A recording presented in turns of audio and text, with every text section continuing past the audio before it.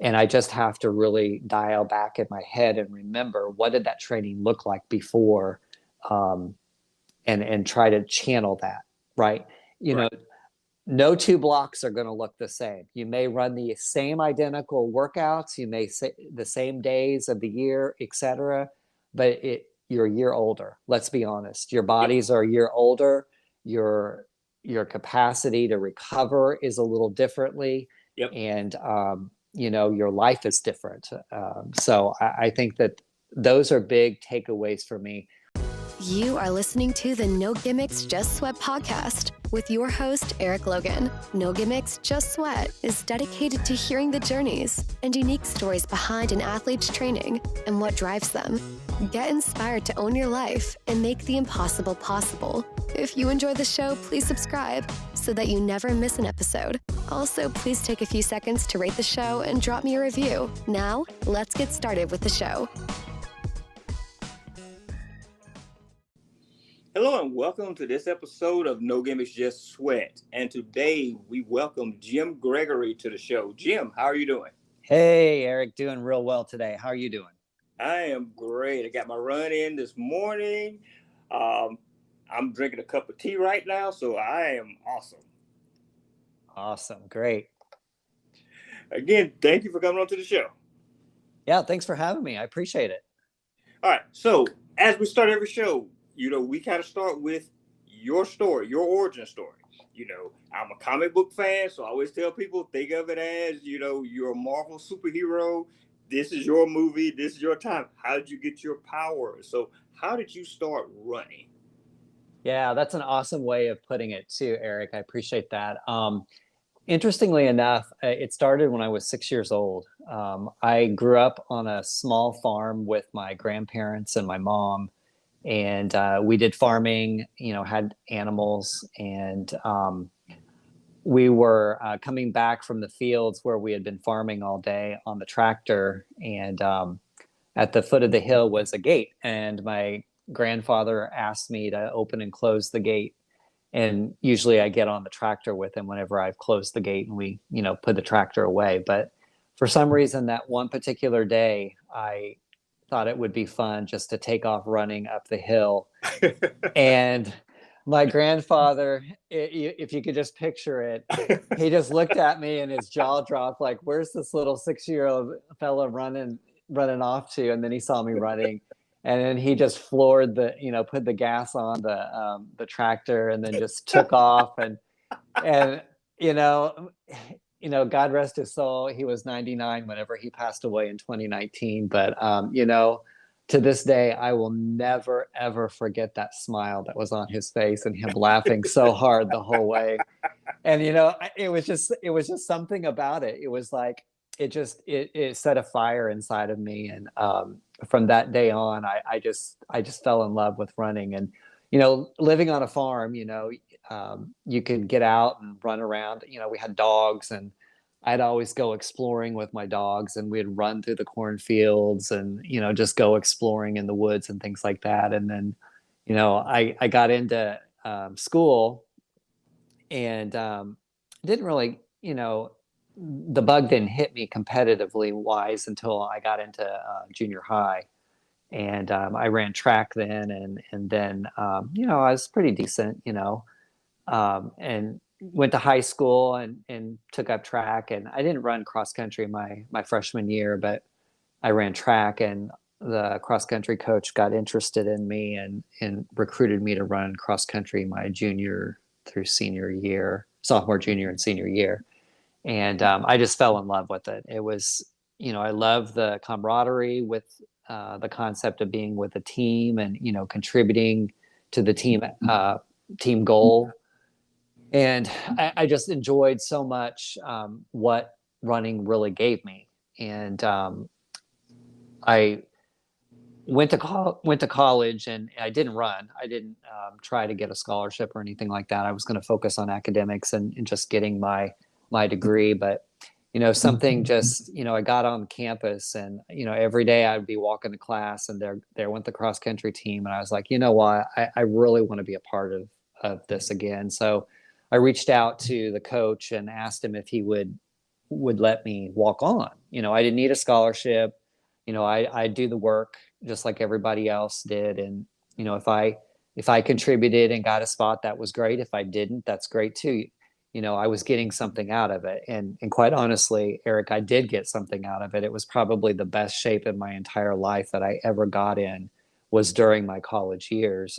But when you're doing those types of workouts, and you can imagine the mileage and things like that, that wear and tear on your body, I just was plagued with injuries so badly because I wasn't used to it. So I only got to run a couple of years, and it was just, I was burnt out because I was just so, I just wasn't able to grasp that the injury piece of it, and learning all of that was just sort of that evolution of trusting the process, and it was just part of it.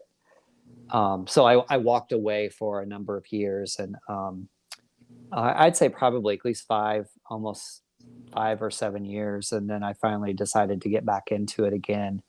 And then stopped running a little bit again a couple of years from then, and kind of got bored with it. I just couldn't focus, but with all the competing priorities, a lot of us can relate to that with training or putting in the effort that, you really want to be competitive and reach goals that you set for yourself.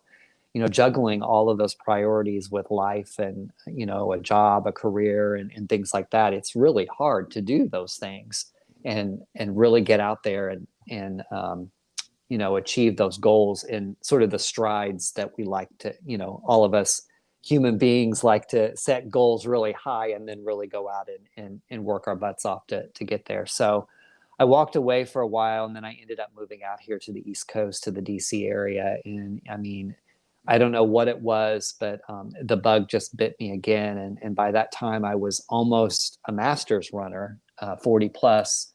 And the running community out here is just, it's just awesome. The camaraderie that's out here and the competition, it's just amazing. So ended up, I won a contest with my current coach that I have at this point. He gave me a month's free coaching sessions for 1 month. And I told him after that, I said, I think this is it. I think I want to continue on with you. And, the rest is history. We've put a lot of work, 10 plus years of work in together, and we've achieved some pretty lofty goals, and run a lot of marathons. Not a lot like a lot of other people. I'm still I consider myself a newbie when it comes to marathon running, but the bug has bit me, and I certainly do enjoy the marathon distance. But it all goes back to that day when I raced my grandfather on that tractor, and I'll never forget that, Eric, ever in my life, probably to my grave. I'll never forget that. It was so much fun. And, it's that time you got to spend with him, that quality time that you get with them, that you're able to do that. So, and that was the first of many races that we had on that tractor. Yeah, and I think about that, and I kind of remember, living in Georgia. I grew up in a rural area as well, and my dad originally was from Alabama. Mm-hmm. So, yeah, there were plenty of times that going outside and running and jumping, that's what you did. That was your activity for the day. Yeah. Especially when you're, under, you're not a teenager. Right. Go outside and play. So running, jumping, those things, that's what you did. You found joy in that. That's what made you happy. That's exactly right. Exactly. Until your parents or your grandparents yell your name or the bell rings and you have to go inside because it's time to eat, or they want to know where you are because you've wandered off too far. So and that's why I tell my daughter, I was like, I can remember a time, we didn't have a lot of the things that you have now. I can remember, when there was only 4 channels on TV. Yep, I do too. Yeah. I can remember, there was no internet. The internet was the library. That was your internet. You go to the library, you read the newspaper, you read books. That's how you got information. Yep. So it just kind of makes you think back. It shows your age, you know. Yeah. But it's those things that, those are good times to kind of remember. It always brings back good memories. Exactly. All right, so let's talk about training. So, what does a week of training look like for you? And I know you mentioned that you have a coach. So, Right. how does that work with you? Yeah, so it's all virtual. I do have access, text. We usually text, everybody texts now, but the opportunities there to pick up the phone. He actually, his full-time job, his gig is he coaches a Division 1 Oh, track okay. and cross country team back in Indiana. But the workouts are uploaded to Training Peaks, and that's how I anxiously await every Sunday night to open the app a million times to see what my week looks like before I go to bed, just to see where the mileage is headed. But no, but in all seriously, usually Mondays are my rest days, just total rest. I don't do anything except for maybe some active recovery stuff, some compression, rolling on the foam roller, just getting taking a nap or something like that extra, just to kind of do a little bit of R&R and reboot and recoup and get myself ready for the week of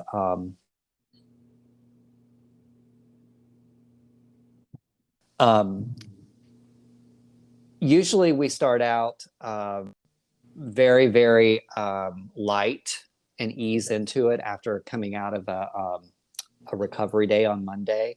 So Tuesday, it may be 4 or 5 miles. Wednesday is usually a longer run. And then Thursdays are usually some pace work. I might be on the track. Okay. And then Friday is a little bit, Friday and Saturday are recoveries from Thursday's workout, and then Sundays are always my longer runs. Okay. Okay. So let's still looking at training, that aspects of training. We are now about 3 years post pandemic, and I'm doing that in quotation marks right now. Yeah. And a lot of people, myself included, our training regimen changed during lockdown. And I know for a lot of people, we're just now kind of getting back to that normal training cycle, of how we did pre-pandemic. Right. How's that been for you? Yeah. I think it's a fascinating notion. And, I boldly made last year a prediction. 2022 was really, maybe I would say probably the first year of sort of, I hate using the word normal because, I mean, let's Right. be honest, it's never going to be normal again. But Exactly. some sort of a semblance of what training used to look like in 2022 is really the first year that we really had, right? I predicted that there were going to be tons of personal bests that people were running, because all of that running we were doing in isolation and not being able to be competitive and being in those races and doing those things and being around other people the way that we were. That was really our first year of being back together to do that. I ran London in the fall of 2021, and I couldn't get the pandemic out of my head. I just couldn't. The whole race, it was just in my head full and in forefront, and I just couldn't. I couldn't concentrate, and it was not the race that I really wanted to do. But last year, I will say that was probably my first training block where I was able to be injury free. Okay. And be able to sustain the ebbs and flow of what training really truly looked like pre-pandemic. Mm-hmm. And that would entail all of your recovery techniques, doing all of those things just to kind of bounce your legs back, get yourself back in order, and get yourself ready and primed and ready to go for the next week of mileage that you had. I would say that's really what 2022 was for me. And I think what a lot of folks really I try to stress this to people whenever they come and say, well, I'm injured or I got an injury or I'm sidelined or anything like that. I think the big thing that I take away from that is you just have to understand that each of these pieces, if it's an injury or no injury or a solid block of training where you were just fast as heck, Mm-hmm. that's all part of the process. That's how, if you think about it, when you ran a PR, how many years or how many months or weeks prior to that did you work your tail off to get to that PR? And then what did that look like in the previous 12 months? Were you injured? Did you have some niggles that you had to really sort of sort through and dial back some of your training? And I think a lot of times we forget about those things. And that's exactly what I saw 2022 being for myself. Was I looked back and I was like, well, look back to 2021, 2020. The last true year of training that we really had fully was 2019, Yes. right? Yes. So kind of feeling some of that semblance of, wow, this is what it feels like. This is what it felt like, and obviously being mindful of, the environment that we live in nowadays, as far as health is concerned, just being mindful of those things and being, in the forefront of your brain when you're out and about. I mean, you could do it. You could figure it out. However, I will say, with saying that, I'll kind of transition it a little bit further for us, Eric. All of that training and all that I did last year, it has now caught up with me. So some of those past injuries and things like that, they're starting to rear their head again, because we're ramping up some of that training and that mileage is going up. And I just have to really dial back in my head and remember, what did that training look like before, and try to channel that, right? Right. No two blocks are going to look the same. You may run the same identical workouts, you may say the same days of the year, etc., but you're a year older. Let's be honest. Your bodies are a year older. Your capacity to recover is a little differently. Yep. And your life is different.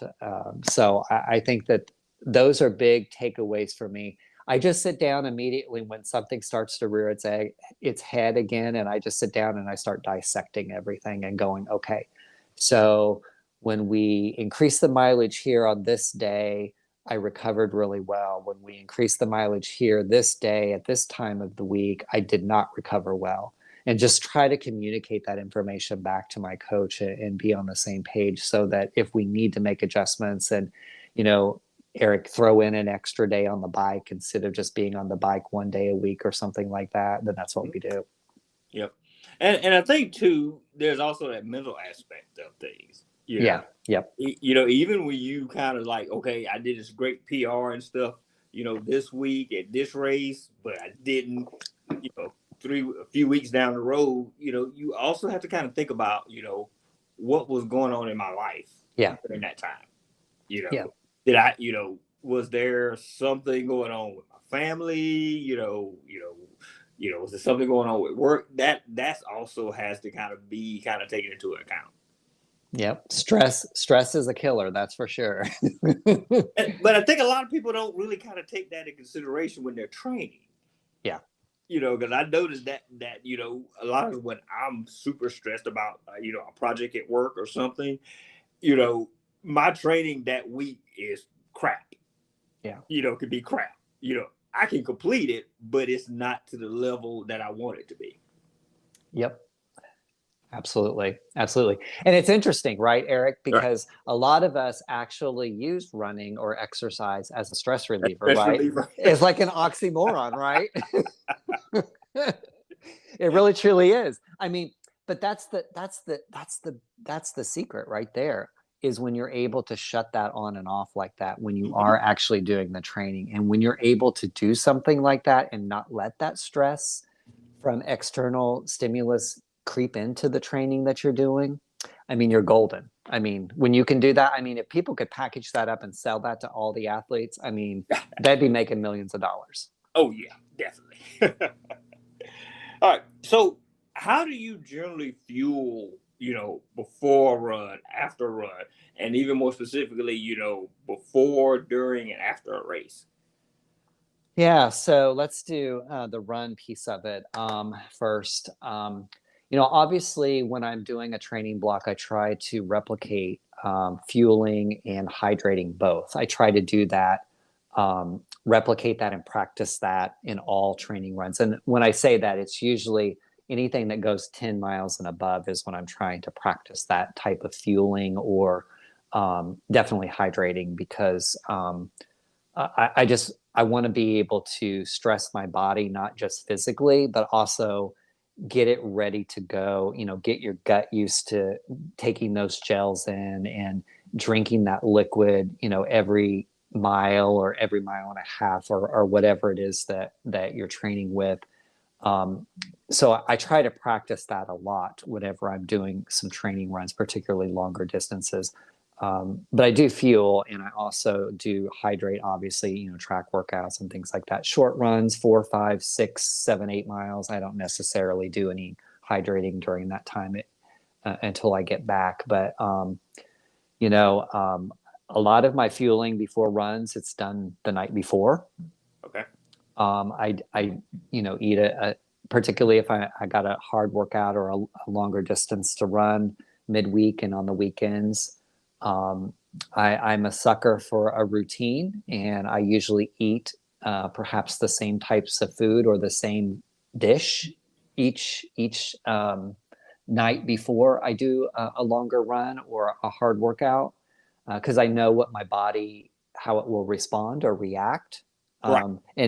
And the timing of being able to eat that's another thing. I'm going to make a joke about this. Everyone says, as you get older, I never knew this would happen, but I start eating earlier and earlier before I go to bed. I mean, I'm like, this is crazy. And I told someone the other day what time I actually ate dinner, and they said, "What are you, at a retirement community or what?" And I'm like, well, no. I said, it's just, in order to get, the amount of sleep that I need to recover, I usually go to bed super early. So it just means that backs up my dinner time, right? So it's usually, I'm juggling work calls and work projects and I'm cooking dinner at the same time. And then when I sign off at 4:30, between 4:30 and 5, I'm usually eating. So, Yep. but yeah. And then up at 5 o'clock and you're out the door and you're on your run and you're training. So, but yeah, I do a lot of fueling the night before. I don't do a lot the morning of unless it's a longer run. I've sometimes will eat a small bowl of oatmeal before a longer run. I've noticed that tends to help a little bit, but I usually have I fast before I actually go out and run. Okay. And then obviously I know there's a lot of arguments for and against that, but it has always worked for me, and I'm not going to change it. But then during races, I usually fuel with gels every 3 miles. And then obviously when we're talking about races, I'm talking about like a half marathon or a marathon, which are the sweet spots for me at this point. But and then obviously on the courses, it's usually every mile or mile and a half that they actually have a hydration station for you, whether that's, like Gatorade or something like that, a electrolyte replacement or water. And I usually take both. Okay. All right. So let's talk about shoes. Everybody always wants to know, what type of shoe you run in. And, the advice I always try to give people is that you run in the shoe that works for you. Right. So what's your go-to running shoe? I probably have an idea of what it is. Yeah. But I'm asking you for the show for the rest of the listeners. Yeah. So it's been a very interesting trial and error, right? Shoes is an interesting beast, particularly as the technologies continue to evolve, and it becomes a trial and error, for a lot of runners. But for myself personally, I have been. I started out with the Clifton with Hoka, and then transitioned more so into the Bondi, and that with the extra cushion, and it just seems to work wonders for my legs, recovery, etc. I can put 1,000,000 miles on them, and they hold up pretty well with even high mileage on them. Yes. Even for myself, unfortunately, though, with the pronation that I have, I pronate out. I do wear them out pretty quickly on the outside edges. So I usually rotate them in and out about, and this is just for me personally, but every 250 to 300 miles, I'll rotate them out, and then they turn into walking shoes from that point on. Yeah. No, you sound like you're about the same with me. Yeah. So I wear the sides of them out, especially on my left foot. I wear them out, and around about, 250, 300 miles, I'm like, okay, rotate. Yeah. I just find that you can start to notice it, when it starts to break down your shins, your ankles, your knees, your IT band, somewhere along that chain, you'll start to feel it. And that's the first indication that I always get. And it's so weird. It's a habit. After every run, I turn my shoes over and look at them just to see, because I don't want to ever get myself where I'm purposely giving myself an injury, or I work myself into an injury. But I try to be as proactive as possible and get those shoes rotated out and get a new pair in the mail and on the way before I anything happens. Yeah, and I try to rotate, and I try to rotate race day shoes from my everyday training shoes, and try to rotate them out every year. So my race days kind of become my training days. Yeah, exactly. I was gonna say, because like generally what I do, I'm the same way. I'll turn around after when I get through with a run, especially a long run, I'll go like, okay, let me look at the bottom of them. Yeah, and make sure. Yeah. And the other thing too, a lot of times what I do is I have multiple pairs of Bondies, right? So you just rotate them, back and forth between your workouts and your runs and things like that. And you don't have to have the same shoe. You can have two different types of shoes by a brand, or two different brands, whatever. Right. I just think it's important to rotate those in. And I do, when I'm on the track, I wear a flat too. So I don't necessarily run in, I may warm up in the Bondi, but I may use the Rocket or something, the Hoka Rocket or something like that to do the actual workout in. Yeah. And that's another thing I think, a lot of people might not get, is that it's good to have shoes that you rotate in and out, as far, not just, like a race day and a training day, but just, different types of training. And they're like, oh, you're collecting shoes. And I'm like, but this is what I use this for this. I use this for this. And it does help out a lot. Yeah. I think that's the key, right, Eric? In addition, it helps, and it actually is something that you may be subliminally doing it. You are actually being proactive in keeping yourself from getting injured, because you're actually rotating those different types of shoes in. Your foot, your legs, your body, etc. They're not getting used to just that one shoe that you're always running in. Yes, definitely. All right, this is a two-part question here. Okay.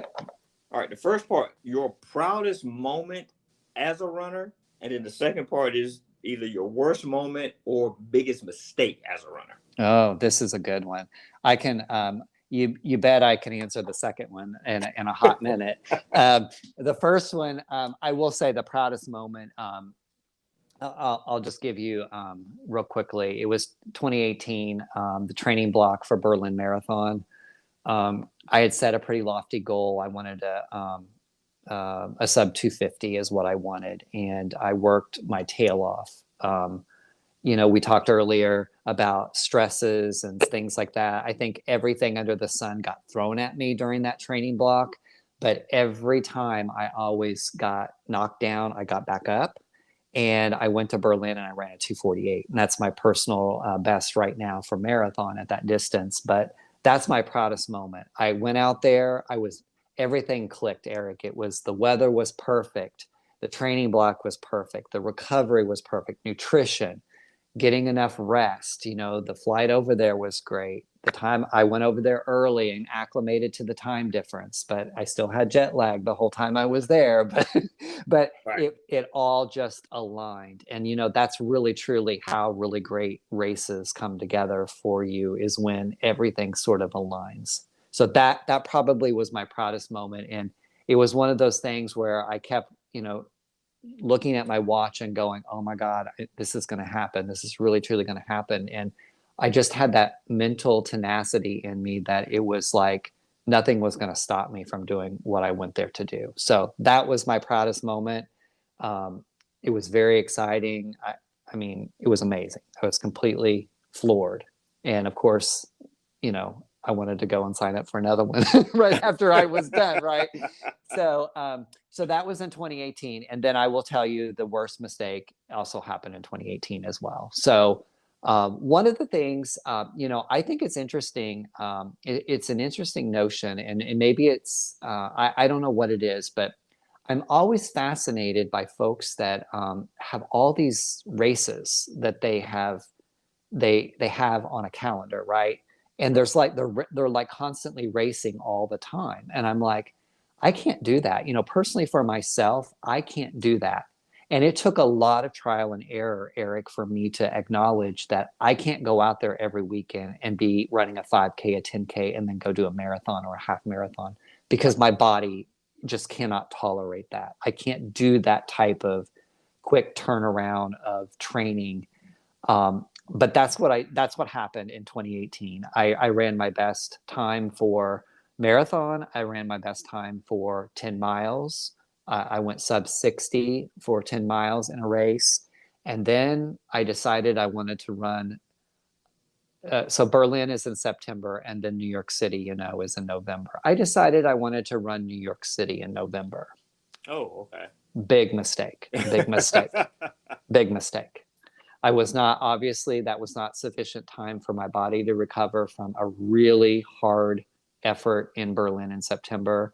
And then in October, I ran that 10 miler very hard. And in November, I was going to run New York City. I got injured. Okay. It was pretty bad. And then I tried to run a marathon in the spring the following year in 2019. And I ended up with a tear in my left calf. Ooh. So that probably was the worst mistake. I got caught up in that, let's do all these marathons. Let's get them all knocked out. Let's do all of this and this and that. And, right. And that was a pretty heavy lesson for me to learn the hard way. But, it's taught me I can't do that. I can't do all those races. I can't do that type of level of, juggling a career and the stress, with work, family, et cetera, and doing all those things. I am not at a place where I can do all of that like I used to. And I'm older. I mean, let's be real. I mean, right. Father Time is not nice to everyone. And, that's just the real deal. I mean, you're older and your body sometimes can't bounce back like that. I wish we could, if you gave me an icebreaker and said, if you had a crystal ball, what would you wish for? Well, that would be what my wish would be, is that we would be able to continue to bounce back like we did when we were younger, as right. athletes. It would be amazing to be able to do that, but that's not reality. Right. And that kind of goes to my next question. You're an older runner. I'm an older runner. Uh-huh. So what would be your message to someone who, you're trying to convince them to start running, and, and their response is, it's too late to start? Yeah. Oh, that's a really good question. I'll tell you right now, you're never too late. I mean, I ran that fast time for a marathon at almost the age of 40. Yep. And I still, I think it's important to look at things as setting goals, even no matter what age you are. But, at my age, it's more of, I set A, B, and C goals is what I set. A real, I'm shooting for the moon is goal A. Goal B is sort of in between. If the wheels start to fall off, then you've got some cushion there. And C is a realistic, what can I realistically do if everything goes wrong in a race is what it is. And I think that's how I really would encourage folks as they get older. You're never too old to learn something. And I think that's important. If you're willing to strive each day to learn something new, each day running can teach you something and can give you something and give you a lesson. And if you take all of those lessons, I guarantee that no matter what goal you're setting, you're gonna reach each of those goals. Yes, that is so true. All right, so what is a non-running fact about you that most people don't know? That's an interesting question. Yeah, a non-running fact. Well, I I already spilled the beans on. I grew up on a farm, so most people would say I would never have guessed that about you, but but yeah, I did.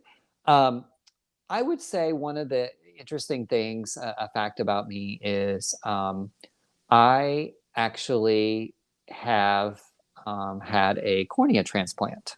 Oh, wow. And yeah, so it was about 27 years ago. And, you're young and dumb with contact lenses. And I had disposable contact lenses and just made some very uncharacteristic mistakes with them, and it ended up I had to have a cornea transplant in one of my eyes. So, yeah. Oh, wow. Okay. And see, now I know I'm looking up now because I know my dad's looking down, going saying, "See, that's why I would not get you contact lenses." Yeah. It's I can't ever wear soft contact lenses anymore. I have to wear gas permeable because of that. But it was a pretty, when you're young and you're sitting in a doctor's office and a physician is telling you that you have two options and one of them is a transplant. You never in your wildest dreams would ever imagine that something like that would ever happen, to you. And there I sat and was put on a donor list on a Friday and was called Sunday evening and told that I had a donor and I should be prepped and ready for surgery on that Monday morning. So it was pretty quick. Wow. Yeah. Yeah, I'm still like, wow. Yeah. Yep. All right. So what's next for you? So this is the beginning of 2023. So, are you training for anything? Are you getting ready for any races? What do you have coming up? Yeah. So, this is sort of the how can we say this? We're shooting for the moon and we're hoping to land on the stars, type of thing here. Is Carmel Marathon in April. Okay. Is on the calendar. I've signed up for it. I'm not real clear, how well of shape I can get into, before then. I'm interested in mixing it up on the track possibly and doing jumping into some outdoor meets in the summertime. Oh, okay. And then my A race, I should say, my goal race will be Chicago again in October of this year. Okay, cool. All right. You have any last words for the listeners out there? Yeah, I just really would like to say that, you mentioned any older runners. I just think anyone in general, if you're thinking about it or you're curious about what running is all about, or if you think that you don't have what it takes to get out there and do it, I just really encourage people to go out and be a spectator during a race. Yes. It doesn't matter what distance, but a lot of people always say a marathon. You really learn a lot about yourself during a marathon. And you can sort of really see humanity in a marathon. But I think that's true in all races. You can really see that even in a 5K. Yes. You can see something like that, particularly if someone is just starting to run and you see them really challenging themselves to get out there and really do the work and get out there and put themselves out there with the race and challenge themselves to achieve whatever their goals are. I just really encourage people to do something like that. And I think, you know, in addition to spectating, volunteering, it's so much fun to be able to volunteer and be a part of that, because I think that excitement, that buzz that you get from a race, it's contagious, not just in the runners and you know, in our community, but also with the spectators. That buzz that they give to us and that energy during races. I think even as being a volunteer, I think it's just as much energy that they give to you as well. And I just really encourage folks to, if you're looking at a way to kind of get yourself into it and wonder what it's all about, I think that's one of the really cool and easy ways of putting yourself out there and kind of getting your feet wet and see what it's all about.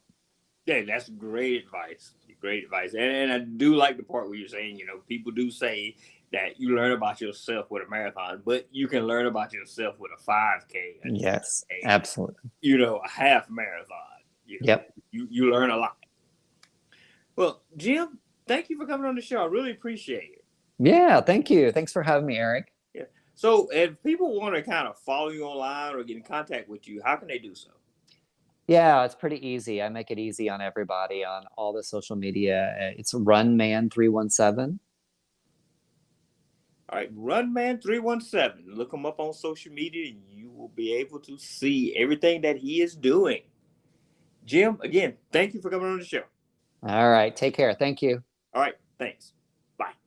Thank you for listening to this episode of the No Gimmicks, Just Sweat podcast. We really appreciate everyone who tunes in each week. If you enjoyed today's show, please support us by subscribing, rating, and reviewing this show wherever you listen to podcasts. And remember to tell your friends about the No Gimmicks, Just Sweat podcast, so we can continue to have awesome conversations with everyday athletes just like you. Until next time, have an amazing week.